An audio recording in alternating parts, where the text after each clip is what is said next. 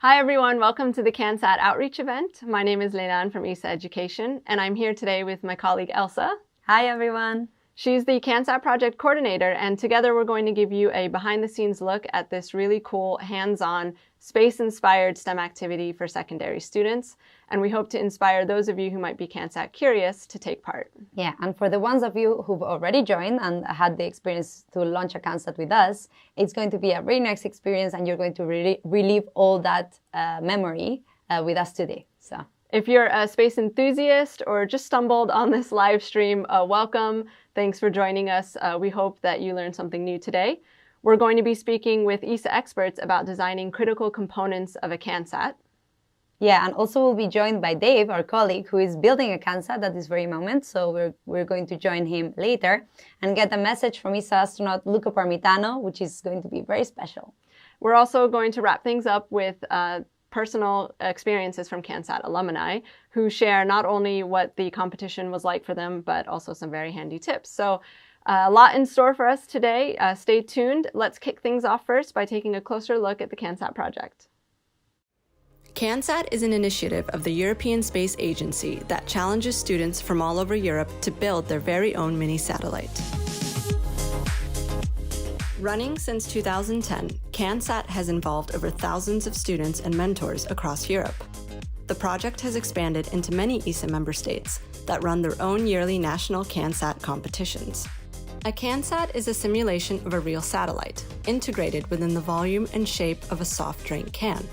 The challenge for students is to fit all the major subsystems found in a satellite, such as power, sensors, and a communication system, into this minimal volume.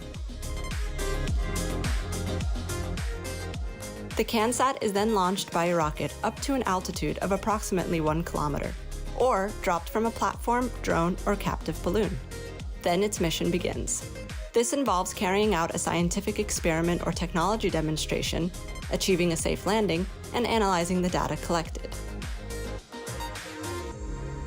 If you participate in CanSat, you'll be able to put your scientific skills into practice by choosing a subject to investigate, gathering data, analyzing it, and drawing your own conclusions.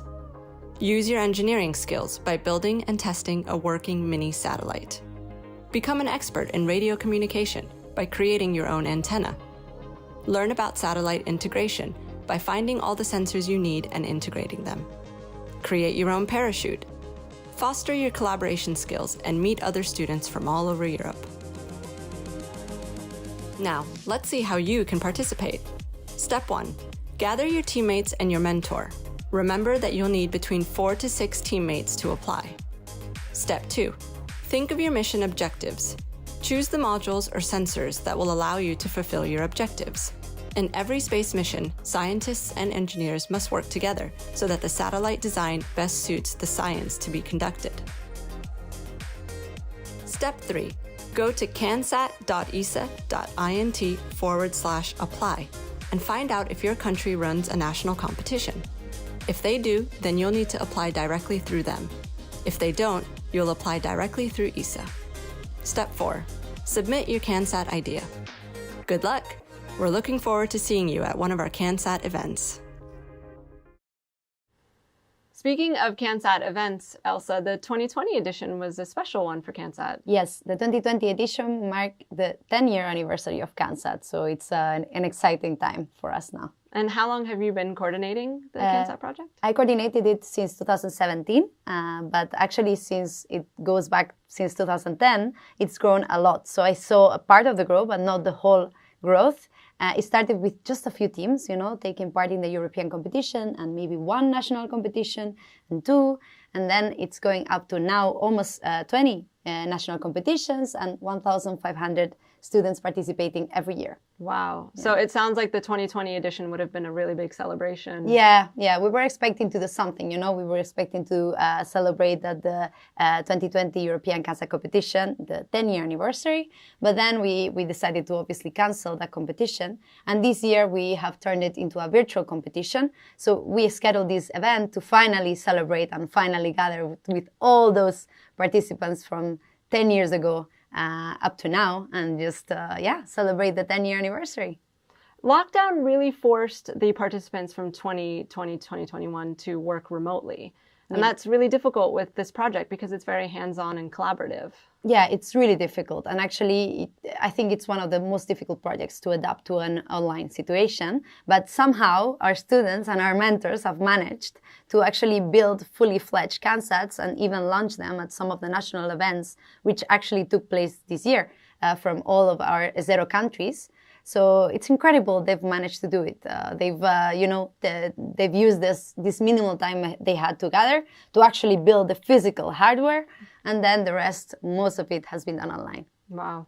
Yeah. I mean, a big shout out to these teachers and mentors and students for adapting to a very unexpected situation and for finding other ways to work on their CanSats. So we really want to acknowledge those efforts. And we're not the only ones. We have a special message from ESA astronaut Luca Parmitano. Hello everyone, my name is Luca Parmitano and I am an astronaut with the European Space Agency. Today I'm speaking to you from the European Astronaut Center in Cologne. The last year has been tough on all of us. We have all been isolating, alone or with our families, for a great part of our work and leisure time. Despite all of these difficulties, students and teachers from all over the world have been able to adapt to the most difficult circumstances, having to take most lessons from home, being unable to gather together to discuss an exercise or to prepare a project. Now, CanSat is a school project aimed at students 14 to 19 years old to build a mini satellite the size of a soda can. Then the CanSat is launched on a rocket or sometimes on a drone or a plane up to 1 kilometer. The CanSat mission is then performed as it falls back to Earth. It is clear that such a hardware project requires students to physically gather to assemble and test a CanSat. For this reason, this year we were very cautious as we didn't know what to expect from you. But of course, like every year, you exceeded our expectations. I would like to honor the participants of the CanSat competitions that took place these last 2 years because you have managed to finalize your CanSat project working partly or fully remotely and in such mentally challenging circumstances. For that, more than ever, a special congratulations. For the winners of the 2021 national competitions, the virtual European CanSat competition 2021 will take place very soon, starting on September 29th. This year, the competition will run a bit differently, as coronavirus restrictions didn't allow us to gather and perform the launches. Teams, therefore, will be posed a conceptual challenge that they will need to work on for a week and present to the jury virtually. Then the winners of this year's special virtual edition of CanSat will be chosen. I wish all the teams participating good luck. And finally, I would like to take this opportunity to thank all the thousands of students and mentors that have participated in CanSat since it started in 2010. For more than 10 years now, we have seen wonderful CanSat projects taking place. Missions on biology, air quality, object detection with neural networks, CanSats as that turns into drones, CanSat that land and inject a rover, you name it. Your curiosity and creativity made the project grow as we never expected, going from a few students participating up to over 20 national CanSat competitions taking place every year, with dozens of teams participating in each of them. We'll keep waiting for new CanSat projects to impress us, and I encourage all the students from Europe that are watching us right now to apply. Again, thank you and good luck. Thanks a lot to ESA astronaut Luca Parmitano for that really inspiring message. Yeah, and thanks to all of the astronauts that are keeping up their support with this education, and they give us their time and they record videos for us. So thanks for that. Yeah, I think the participants love to hear from ESA astronauts as well. But now CanSat, Elsa, we have CanSat teams create this mini satellite, and they need to have both a primary mission and a secondary mission. What is the primary mission? Yes, so the primary mission consists of measuring temperature and pressure and sending it to ground once every second. That sounds fairly complicated enough. It is. And impressive. But then why a secondary mission? So the secondary mission puts up the part of creativity. We want the teams to come up with a really creative and nice idea of their own based on scientific research or just based on whatever they want to learn while their CanSat is going down. So that's why we have that secondary mission, and it's actually a big part of it and a very exciting part of the project. Do they need any special skills to be able to come up with a secondary mission? So not really. They need their skills that they learn at school. So STEM subjects are very important for this project. So science, engineering, mathematics, technology. They also need to have some soft skills, obviously. So they need to be able to collaborate. They need to foster their critical thinking, their problem-solving skills. They need to, learn a bit to speak up. Also some English skills for the European competition. Mm-hmm. And there's one aspect that is very important. So coding and programming is a very important part of the project. So they need to get started at least with a little bit in programming skills before they go embark in the CanSat adventure. But actually, they can start off with coding very easily. They just need to, for example, use Tinkercad, Tinkercad circuits to build very simple circuits. For example, a temperature sensor with an Arduino, and they can just start programming that and then build up from there. So that's almost already the primary mission, if you see, because that's temperature and pressure. So yeah, it doesn't sound like coding's a real deal breaker. No.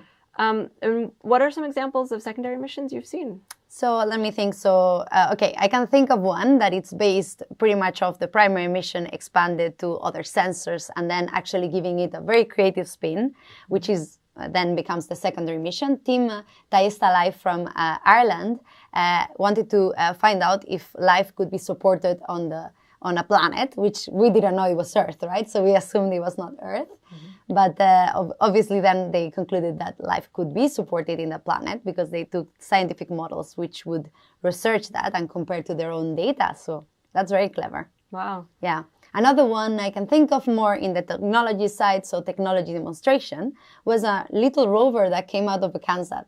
Wow. Can you imagine? No. How'd that work? It was Team CanSatieros from Poland. They devised a little rover, which was inside, and actually their CanSat was deployed in a system, with a system that meant that it would be more stable. Okay, so they had measuring tape inside the CanSat, and it would open up like that to stay stable and for the rover to go outside of the CanSat.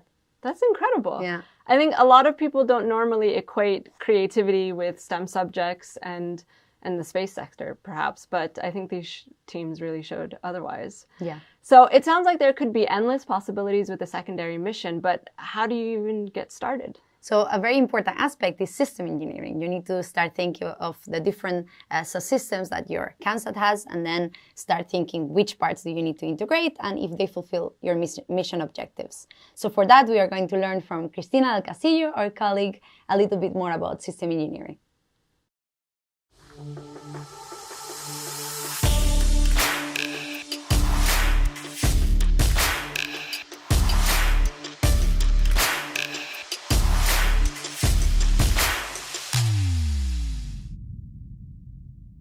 System engineering and testing are important aspects of a satellite mission. Components are tested separately and then together once they're integrated. But how many tests is a good number of tests? Let's ask satellite engineer Cristina del Castillo. Cristina, thank you for joining us. To you, Leyland. So can you tell us what you do at ESA? So I work as a satellite system engineer at the Education Office, and I support university students who are undertaking a CubeSat mission, and I support them from the design phase to the testing and then finally to the operations. Can you tell us what system engineering is and how you can apply that to a CanSat? So system engineering in general is a toolbox that we typically apply in space missions, and it consists in breaking down a mission objective into several different levels of decomposition, and we typically use it to go from one mission statement until a final product, and it involves different steps of interacting with persons and interacting with the design and the testing. So if I were part of a CanSat team, how I would apply system engineering would be by first tackling and analyzing the mission objective, and then trying to see what functions I need in my CanSat so that I can fulfill that mission objective. But what is important is not only to select these components that you are going to use, but to also see how they interact with each other and how the different elements of the CanSat interact with each other. So once you have come to a design, what is important is that you ensure that you can verify that these functions that you need there are actually there in your present design. And that's when testing comes in hand, because this is when you start trying and tinkering with the different elements of the CanSat until you can finally verify that it's actually meeting the objectives that it was intended to do. How do system engineers interact with other experts to ensure that their part of the mission is fulfilled? So the role of a system engineer is also to ensure that the right information is with the right people at the right time. So you need to ensure that, for example, if you are working on the electrical system in the CanSat, that the other team members know that you are the type of components you are using. So if there are changes in the design, this should be flow down to other disciplines, and communication shall be done between the different disciplines. So the role of the system engineer is to ensure coherence within the system and ensure that everybody can have the access to the information they need to perform their duties and their tasks. Which aspects of satellite testing would you apply to a CanSat? So in general, testing a spacecraft compared to testing a CanSat is different, because the conditions that we see in space are much different than the conditions that we see on Earth, thermal conditions or microgravity conditions. That is why it's sometimes very difficult to test a spacecraft on Earth. So what we do is we break down the critical functions and analyze what critical environments they need to be subject to, so that we can check that this function works in a certain environment. So if you think of a CanSat mission, I would start by looking at the different phases of the mission and check what are the critical functions at the different points. And then I would recreate an environment that allows the team to test these functions. For example, if you have a sensor that you know it needs to work at a certain speed or velocity conditions, perhaps it's a good idea to test this sensor in that type of conditions, so that later when it's used on the real mission, on the campaign day, you know for sure it's going to work. Christina, do you have any advice for CanSat teams that have experienced failure? First thing I would tell them is not to worry, because failing is part of the learning experience, and they will certainly learn a lot from their failure. But second, I would like to give them an advice, and is if you fear that your mission is going to fail, you can do some things to prevent. And this is actually what we typically do in spacecraft missions. We design the satellites considering the possibility that they can fail. And by inserting some design changes, we can actually try to prevent this failure. So what I would recommend to a CanSat team is that they sit down and they try to analyze at what points or at what components their CanSat mission can fail. By trying to prevent this, it's maybe possible that they will actually prevent this failure and will have a successful launch campaign. Thank you very much, Christina. So system engineering as applied to a CanSat, in a nutshell, is to take your overall objective mission and to break it down into phases and to build and test those phases. Is that right? Yes. And also you need to, if you want to do it in the real system engineering way, you give roles to the students. So that the students can take up roles like radio expert or a parachute expert, and then they can actually integrate their own parts into the system. And there should be a student that is the system engineer or assumes that role, even if obviously sometimes you get on multiple roles at the same time. You don't need to have only one role. And this person should oversee that the mission is working and all the systems are working together. So yeah, that's it in a nutshell. So moving on from the idea phase, we've got our team, everyone's got a role, sort of very highly structured teamwork is in place. How do you actually physically start building? What do you have to work with? So what you need is a CanSat kit or to get started if you really are a beginner in CanSat. And you will get one from us if you're an ESA team. And you should get normally one from the national organizers if you're participating in a national competition, wherever your country is. And then this CanSat kit has all the elements to do your primary mission. Then you will need to think of your secondary mission and get those components on your own. Mm-hmm. But it already has quite a few things. So for example, it has an Arduino, the kit we use, the one we use at ESA, an Arduino Uno. Then we have temperature and pressure sensors for the primary mission. We also have a radio module inside, the APC220. And then that's about it. Then a breadboard and then some structural parts. So that's all you need for your primary mission. All right. And I think our colleague Dave has kindly started that process for us. So let's take a look at what Dave's done. And Elsa, maybe you can walk us through some of what he does. Yeah, sure. Okay, so Dave has a prototyping board. He has some solder and a soldering station and the Arduino on the table. Now, what exactly is an Arduino? So the Arduino is the brain of the CanSat, and it just gives instructions on what to do, gathering data from sensors and sending the data to ground, or helping to that, because of course you need the module. Then he's cutting some pins that need to fit exactly in the pins area of the Arduino. And he's joining it with the breadboard, which should be the soldering that he needs to do. Okay, so for soldering, you need to be very careful. And you need to have a supervisor with you when you do this, because of course you need to take health and safety measures, and you can hurt yourself otherwise. Okay, so he's starting to do the solder. Fairly long process. Yeah, no, it takes time, and it takes a lot of practice, because soldering is not as easy as it may seem. And you see he needs to try to do some volcano-shaped solder, because if you get a very roundy shape of the soldering, it means you're not doing it right. And your connections need to be secure. So for that, just look for the volcano shape. Now, so far in this Arduino, do you have the sensors in place or not yet? No, it's only the Arduino at this moment. Okay. And then we are going to leave some space there for the sensors as well. So at the moment, it's just the Arduino. It also requires a certain amount of tools, as you can see, right?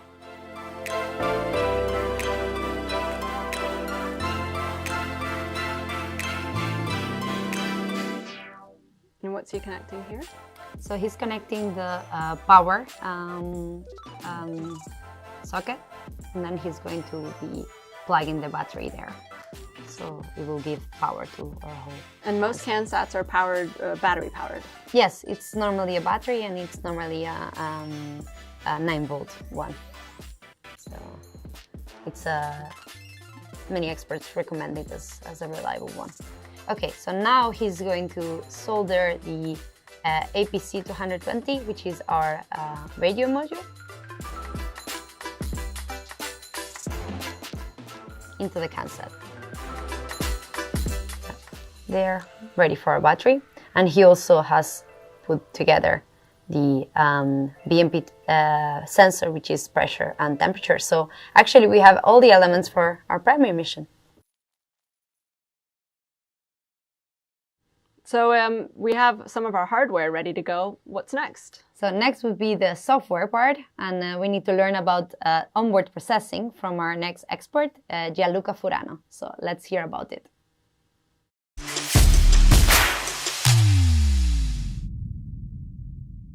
Satellites can do anything these days thanks to sensors, electronics, and onboard processing. But putting it all together can be a bit of a puzzle. Onboard computer engineer Gianluca Furano joins us to help think about how to piece things together. Gianluca, thank you for joining us. And thanks for having me here. Can you tell us a little bit about what you do at ESA? I'm here in ESA, in ESTEC, since 20 years, and I've always been into the data systems division, where we do digital electronics, not only onboard computers, for all these missions, ranging from science to Earth observation to experimental missions. So what are the differences in onboard processing in space versus on Earth? Embedded systems in space and Earth have a big difference in terms of the type of components we are allowed to use. Everybody now is used to have very large performance possibility on their mobile phones, while in space we have components that lag behind the terrestrial counterpart by several generations. So in space, we have to cope with an unforgiving environment, vacuum, radiation, vibrations, tiny resources, very little power in general, very little possibility to dissipate heat. All these things together means that we have to squeeze every drop of performance from very old devices, delivering extremely robust systems. It's not an easy job, but it's part of the fun. And what about specifically for CanSats on Earth? I believe CanSat are a very good way to understand the limitations and the challenges of designing embedded system for space. You are limited in resources, first of all in volume, in power, limited in type of components you can use, but the concepts are the same. And the good thing that, especially nowadays, that also some of the components that you can use are basically the same. I'm thinking of the most common embedded system platforms like Arduino or Raspberry Pi that now have also space-grade counterparts. And so whatever is done on a CanSat is conceptually similar to what we do on grown-up systems. So it's a very good gym for people who want to learn the specific of embedded system for a safety-critical system, not only for space. How would you structure the onboard electronics of a CanSat to take failures into account? Failures is what we design around in space embedded system. Is what said in the past, failure is not an option. Failure is not an option only if you take failure into account in all your design processes. For example, you need to understand that a particular component can fail because of an inner failure. Failure can be triggered by an environmental situation, temperature too hot, vibration, shock, and you need to have a backup function or a backup component for some of this component. Example, the CanSat use the RF link to download the data. Maybe it's a good idea to have a copy of the data on an internal memory. And CanSat have a battery. Maybe it's a good idea to have a backup battery that powers just a part of the system. All those things need to be evaluated depending on the system you are designing. And you need to have not only complete redundant system, so a second memory if the first fails, but also a possibility of graceful degradation of your performances to save something of your mission if things go wrong. So you might not get all the data, but you get some of the data, or at least you get an information why the mission failed. The new paradigm in space, especially in new space, is to fly fast, fail fast, and redo it. You learn from this process only if you have all the information why a system has failed. Do you have any coding tips for CanSat students? Software is as important as hardware in this process, especially now that hardware systems become more and more miniaturized and concentrated in single chips. And there are ways to do software well and ways to do software wrong. The same thing that I said about the hardware, you need to have processes, redundant processes, is applicable to software as well. For example, systems can have watchdogs that checks that a certain process that didn't get stuck while running and can be restarted from another watchdog process. This is a common technique. There are several of those safe software techniques that are also extremely important because are the same used not only in space, but in a lot of safety critical systems on ground. And this makes the CanSat exercise more interesting because whatever a student learns there is applicable in medical system, in automotive, in safety critical industrial system, and this is extremely important. Thanks a lot, Gianluca. Thanks to you. Thank you very much to Gianluca, who actually gives us a lot of tips in terms of having backups for both your hardware and your software. But Gianluca also really stressed the importance of failure, not only in a space mission, but in other industries, medical, automotive, industrial. And it makes me wonder, Elsa, do CanSat teams experience failure? Yeah, of course they do, and very often so. They need to be prepared for that. And it can happen that something goes wrong in flight, or it can happen that something goes wrong when their CanSat is performing its mission. So they really need to be careful with that. And actually, I can think of things that happen very often. So, for example, losing your CanSat. So, like you see your CanSat, you get some data, but then eventually the CanSat lands somewhere and you cannot find it because you don't have enough data to retrieve it, for example. And it can happen also that you don't get your radio signal well and you just don't get any data. But, even if it can sound like a bad story, it can become a successful story. Like I'm thinking of one team, La Burcaneta Espacial from Spain, which won a few years ago. So this team actually was not getting some of the data. So for example, the position, they were not getting it, and it was a big part of the mission because they were live streaming the event. Oh. So that's quite exciting, right? And then something happened and it turned maybe into a successful story. So maybe we should actually watch the video.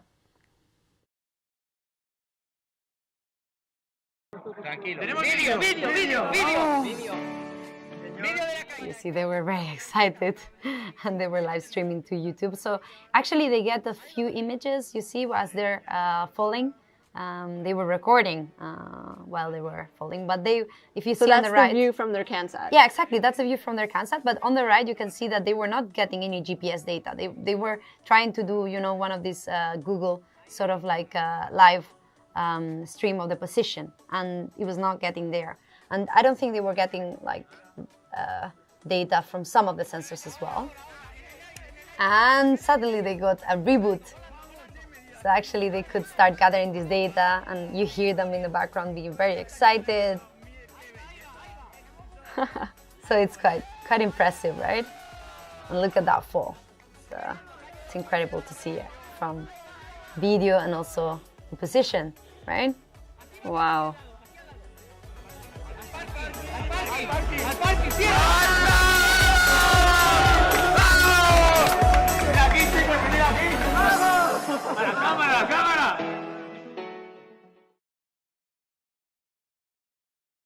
That's quite a bit of drama and suspense for a CanSat team. Yeah, it's incredible. But it worked out for them in the end, which is great. CanSat certainly promises excitement, but we can't guarantee what kind. But it's very clear that you've built a CanSat and it's wonderful, but you need to be able to communicate with your CanSat. And our next expert is here to tell us about how radio communications factors into your CanSat.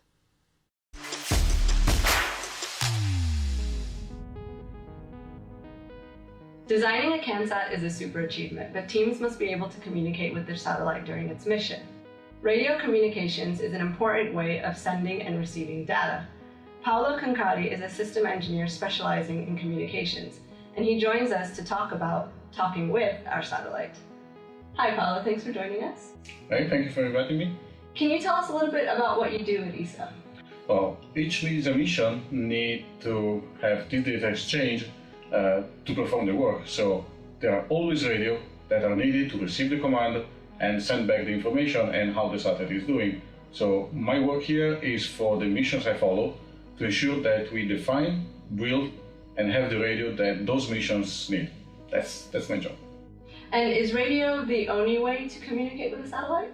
Well, radio is the way to access your satellite. So you have to have this means no matter what, and radio is the only way from far to reach the satellite. When you're on ground, you have many cables that goes back and forth because you want to see what is going on inside. But once your satellite is built and working and has to fly, radio is the only way to do it from remote.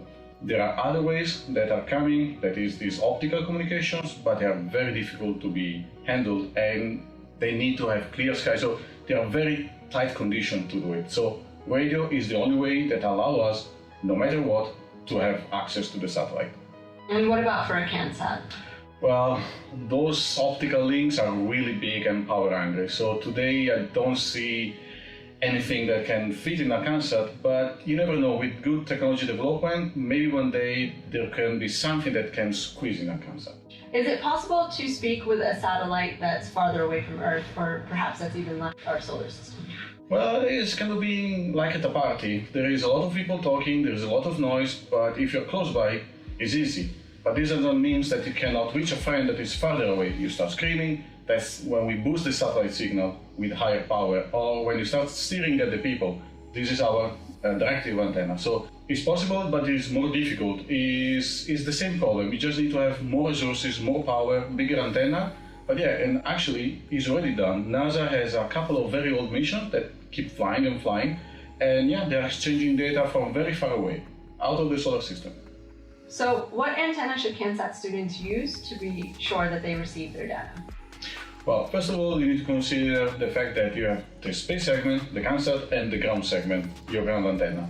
So the CanSat may be lost in the altitude or may not be able to point always toward you. So you should consider an antenna that can provide you access to the data without having the need to point perfectly toward the ground antenna. So think about something that is like a patch antenna or a small dipole, so something that is not directive. When it comes to ground, if you're able to say where the CanSat is, you can have something that is more effective on a specific direction, so has gain, like a Yagi antenna or a small parabolic antenna. But consider the fact that, for example, a Yagi antenna, the more element you have, the stronger is the signal, but the less aperture antenna provides. So you have to be more precise in pointing. So find the right trade-off between the performance and the robustness of your link. So in general, be careful with not only the performance, but also what the antenna has to provide. Performance versus coverage. And finally, do you have any other advice for CanSat students as far as setting up the radio communication? Well, I would say the advice is the same for somebody that is going to deep space. Keep it simple and stupid.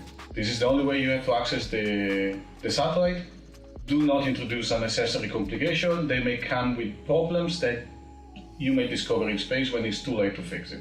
So yes, simple. Thank you very much.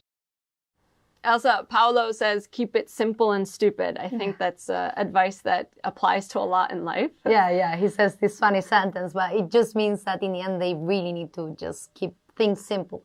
It seems like CanSat is a complex project and they need to do these, crazy things and to make things work and do it through the most difficult route.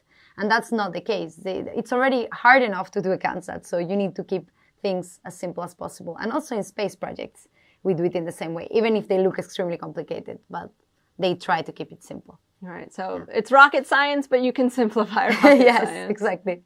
So let's take a step back now and take an inventory. Our hypothetical CanSat team, we have a team, we've defined our missions, we have designed the CanSat, we've built it, we've added a radio communications module. Mm-hmm. Are we ready for launch? Well, not quite. We are missing one very important system, which is the parachute. So the parachute helps us to land safely, so actually not destroy your CanSat when you fall, because it helps it land more slowly. But also it helps you to have more time to do your mission, so 120 seconds or more of mission thanks to the parachute. So it's a very critical system and it cannot fail, or it shouldn't fail. So we need to make sure as much as possible. So let's hear from our next expert who is going to tell us about designing parachutes for our CanSat.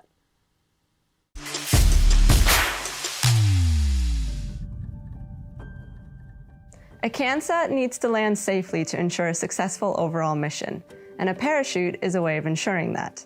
But how does a parachute work, and what are some things to keep in mind when designing yours? I'm joined by Luca Ferrancina, an aerodynamics engineer, to tell us more. Hi, Luca. Thanks for joining us. You're welcome. Can you start off by telling us a little bit about what you do at ESA? I'm part of the aerothermodynamics and flight vehicle engineering section. I've been working most of the time dealing with spacecraft entering at very high speed the atmosphere, whether it is the atmosphere of Earth or Mars or Venus. So dealing with the heating that is produced, the stability of the capsules.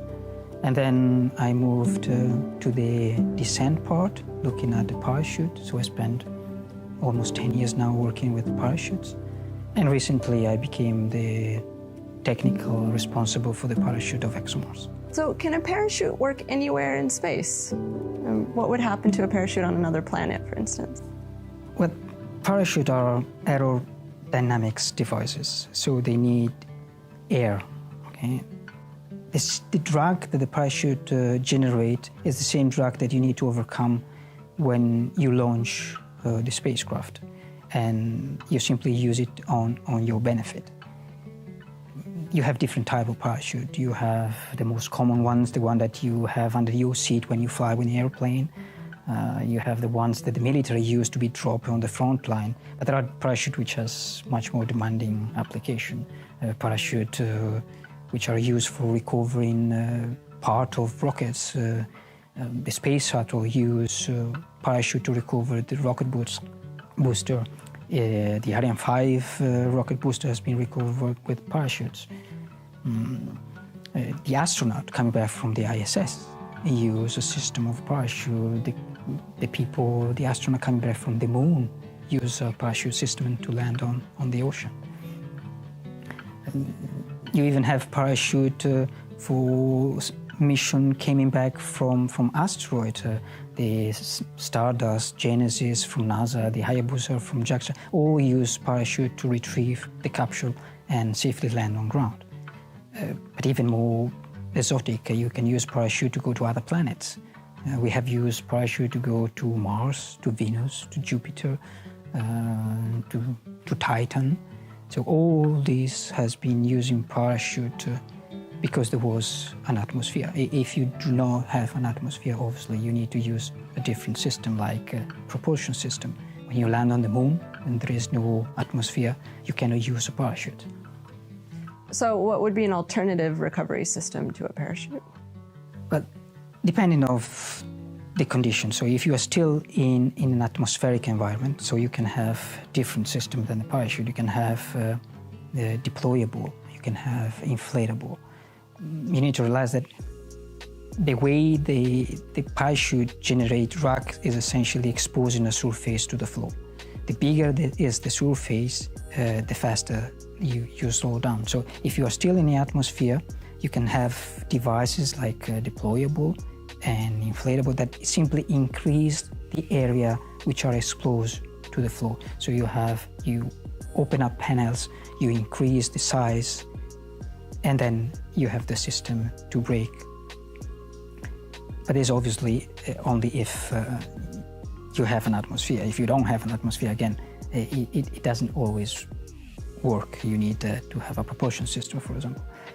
In any case, the parachute is part of the solution, and in some cases, as I said, it is not the solution at all. If you go to Mars, you reach the atmosphere of Mars at 5-6 kilometers per second. If you come back from Mars, you hit the atmospheres of Earth at velocity up to 13 kilometers per second, and you do not deploy a parachute at those velocity. You need to wait until you slow down, and then only when the spacecraft has reached lower velocity, you can open the parachute. Usually you have wait until you are subsonic, and then you open the parachute. Sometimes you don't have the time.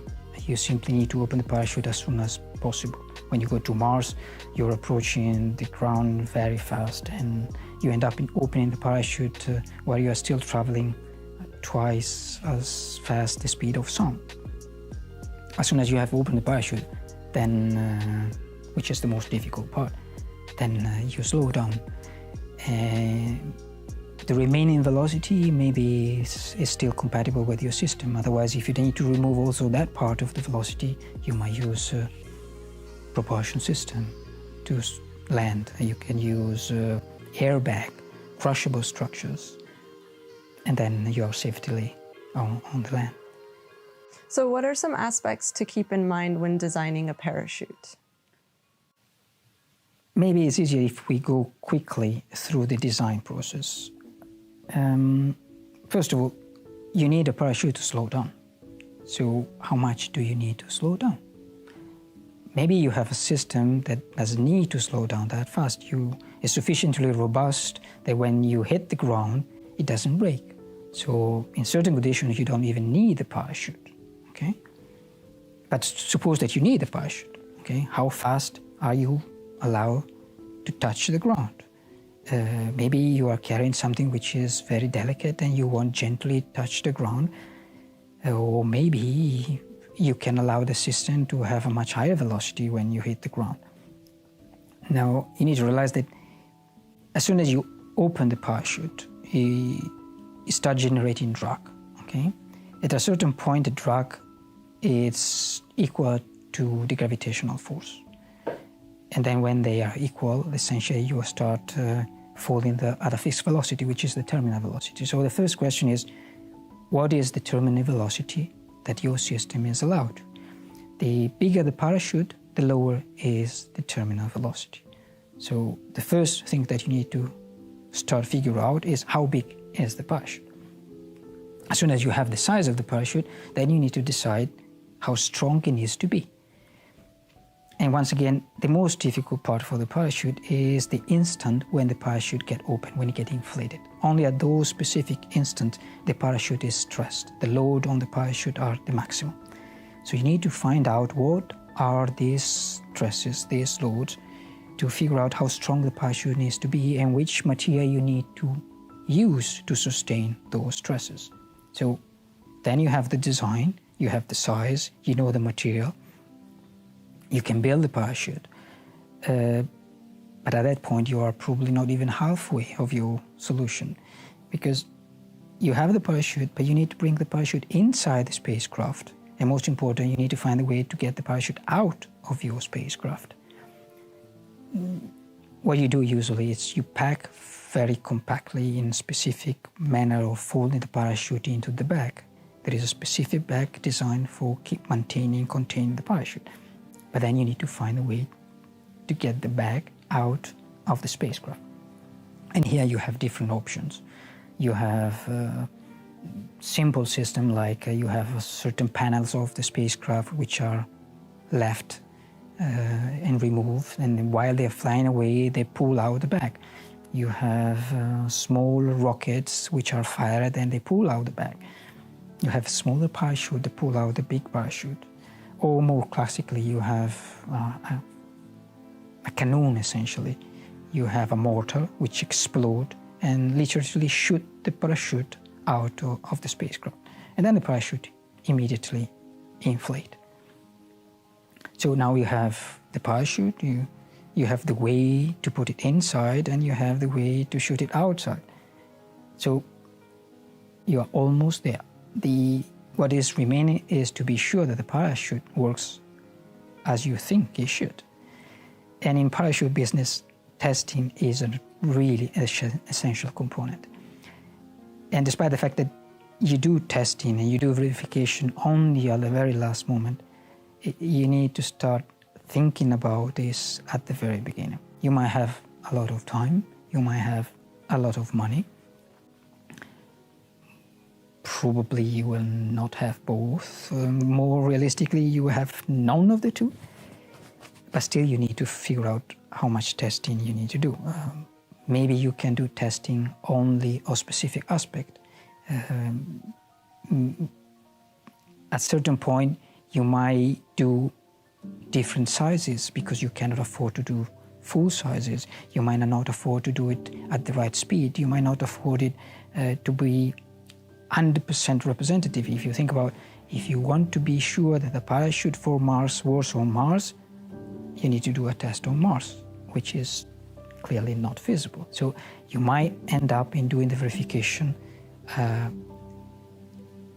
step by step, looking only at a certain aspect.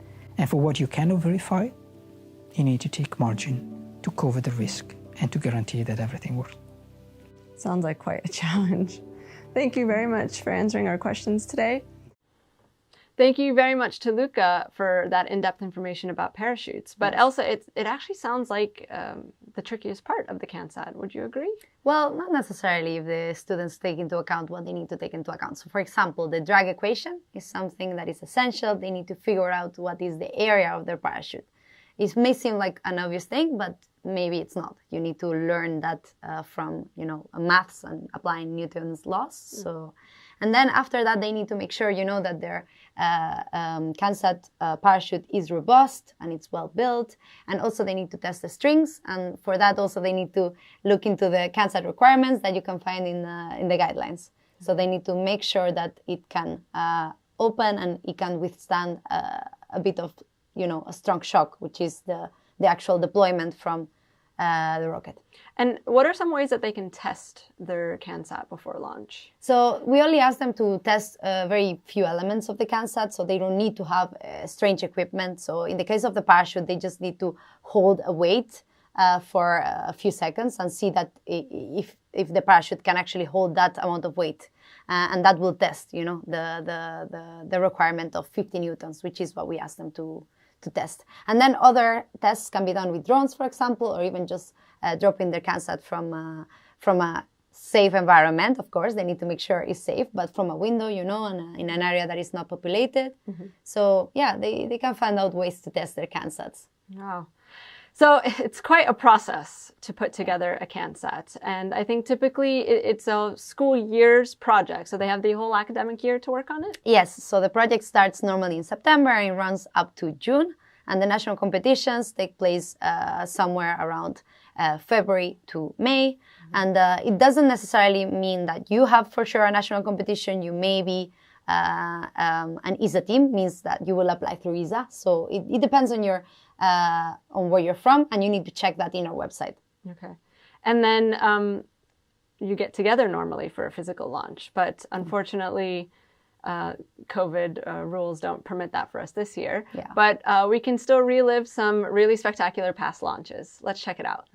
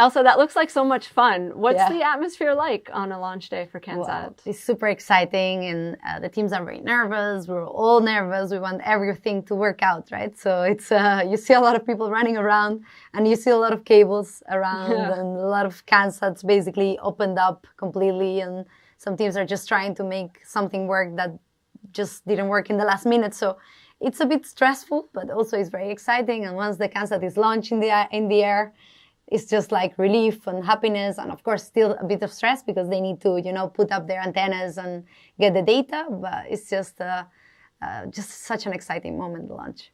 It seems like an incredible learning opportunity as well. Can teams take what they've learned from one year's competition and apply it to the next year's competition? So ideally not. In the European competition, we allow teams to participate normally once, except within one student. Sometimes that can be twice, just as an exception. But normally we want them to participate only once and have as many students as possible every year. But that's possible sometimes in national competitions because they are a smaller scale. So they may give you the opportunity to start as a beginner and then have another CanSat the year after. But actually for most students, they shouldn't despair if they've participated and they, wanted more and they wanted to participate again. They can participate in other projects, especially once they're at university. So let's take a look at some of the opportunities available to you if you are a recently graduated student interested in satellite design.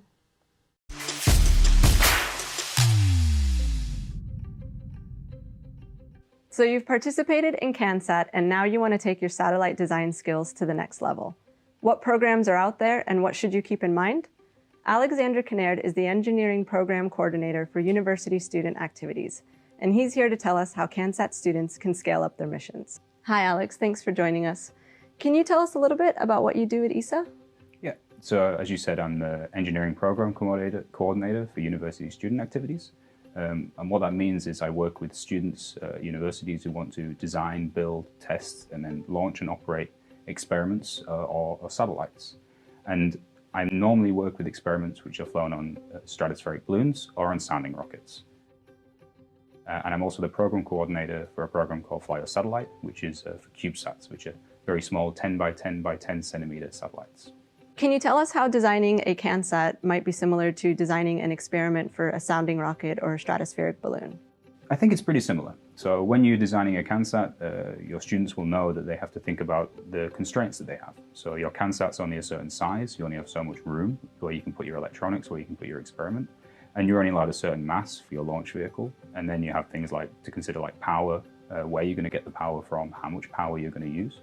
And it's similar on the rockets and the balloons. So we have a certain size of the rocket where you can put your experiment, there's a certain mass you're allowed, and the same one. And you also have to think about what the functions of your experiment are going to be. So what it is you want to achieve, and then you can design everything, you start to put it together, and in the end you have to test.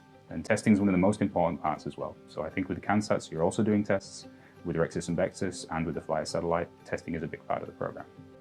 Would you be able to put a CanSat on a sounding rocket and a stratospheric balloon, or is a CanSat too small for those platforms? No, you can, of course. I'm sure the students know there's an awful lot you can do with miniaturized electronics. Things get smaller and smaller all the time, and you can do an awful lot with that. So on Rexis, we already have so-called free-falling units, things that we throw out of the rocket that perform experiments during free fall.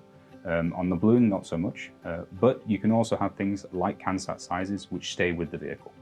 So I know your CanSats are launched from quite a low altitude, maybe a few hundred meters or a kilometer.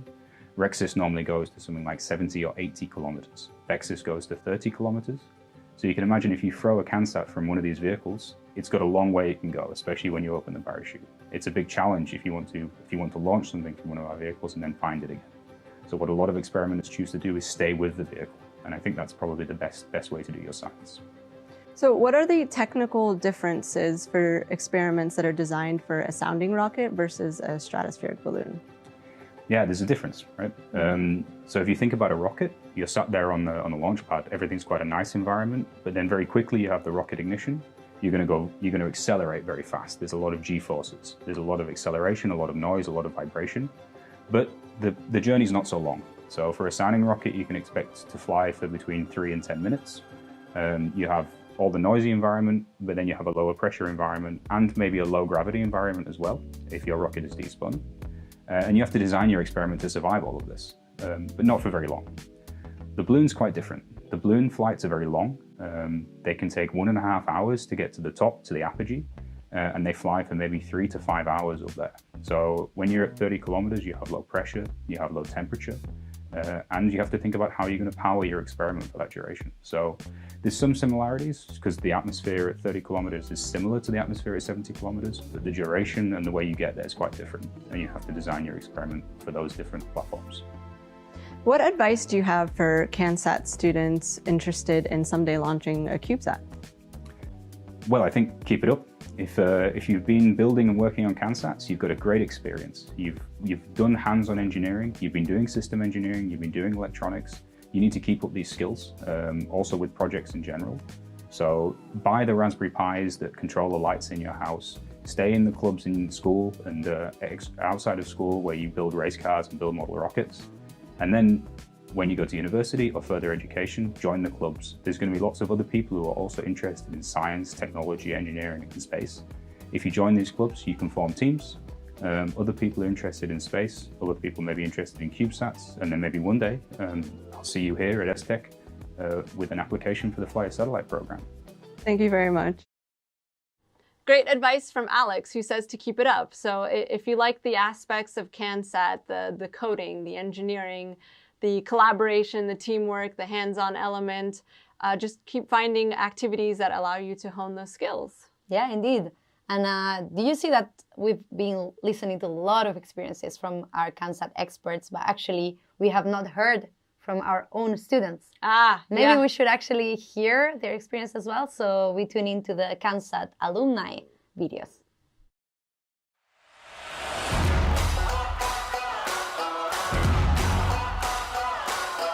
Hello, I'm Ioana Faturu. I live in Athens, Greece, and I'm a communication and media student. Hi, I'm Eugenia Leonida from Athens, Greece, and I'm an applied mathematics and physics university student. Hi, my name is Philip. I'm from Portugal and I'm an engineering student. Hi everyone, we are the LegoSat team and my name is Francesco, this is Paolo, here we have another Francesco and Andrea. We are from Rimini, Italy, and we are currently studying at the level of a Master of Science in Engineering in the fields of aerospace and computer science. And I participated in CanSat Portugal 3 years, so from 2015 to 2017. We took part to the 2016 European CanSat competition.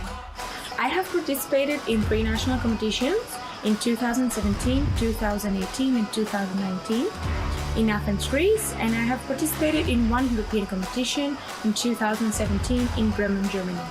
I took place in 2 national CanSat competitions in 2018 and 2019. At that time, our secondary mission was to determine what part of the DNA confers bacteria the resistance to space, to outer space, and we grabbed 3 different bacteria that were found in the outside of the ISS, compared the DNA of the 3, and found that several parts of the DNA they have in common.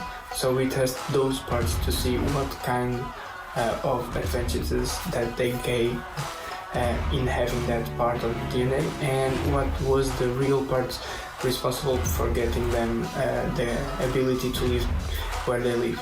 Our secondary mission was to perform a controlled landing using a glider parachute and 2 fans, aiming to land our CanSat to the launcher.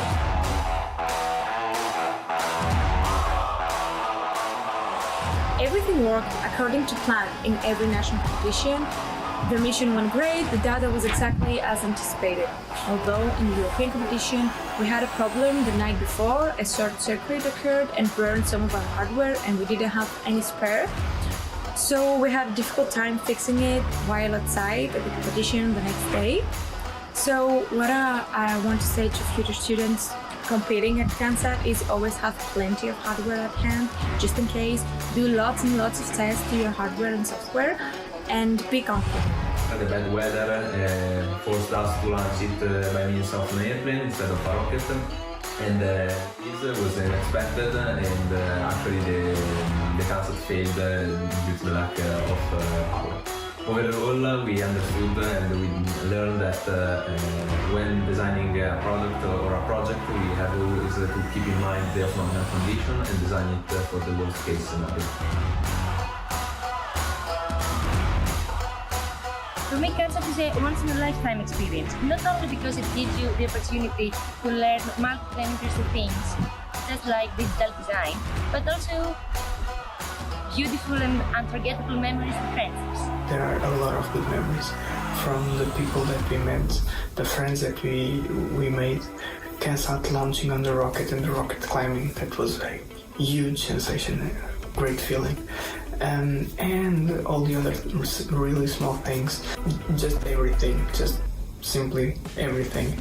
And thank you very much for your attention, and I hope you have a good international competition of CanSat, a good European finals. The best memory we have about the project is the fact that the European competition overlapped with our final high school examinations, and so that we took a plane after one of the tests of the exam, and we flew to Portugal. Then we participated in the competition, and then we come back just before the last test of the exam. Our professor told us that we were completely fools to do stuff like that, but we were happy, and we we were believing in our work of the previous 2 years. So we wanted to bring the project until this end, and we understood in that occasion that we always need to believe in our ideas. We wish to all the teams, to the future teams, to have an experience such as the one we had, and we wish you the best luck for the competition.